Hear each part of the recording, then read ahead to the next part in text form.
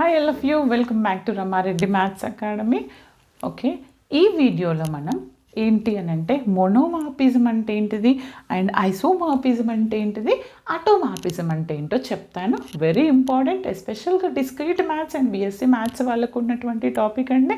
ఒకవేళ కనుక డిఎం వాళ్ళు ఫస్ట్ టైం చూస్తే మన ఛానల్లో ఇప్పటి వరకు డిఎం మీద ఆల్ కంటెంట్ ఆల్మోస్ట్ 100 వీడియోస్ ఉన్నాయండి. అవి చెక్ చేసుకోండి, కావాలంటే నేను డిస్క్రిప్షన్లో లింక్ ఇస్తాను. ఒకవేళ హోమోమార్ఫిజం చూడకపోతే దీని ముందున్నటువంటి వీడియో చూడండి, అప్పుడే ఒక క్లారిటీ వస్తుంది. ఎందుకంటే ఈ వీడియో రావాలి అంటే మీకు హోమోమార్ఫిజం తెలిసి ఉండాలి. మరి హోమోమార్ఫిజం అంటే ఏమని చెప్పాను నేను, ఏవైనా ఒక ఫంక్షన్ ఏంటిది, రెండు గ్రూపులు జీ అండ్ జీ డాష్ అనేవి ఒక ఫంక్షన్ ఎఫ్తో G to G dash mapping ఉంటూ ఏం కావాలి, ఎలిమెంట్స్ ఏ బి ఎలిమెంట్స్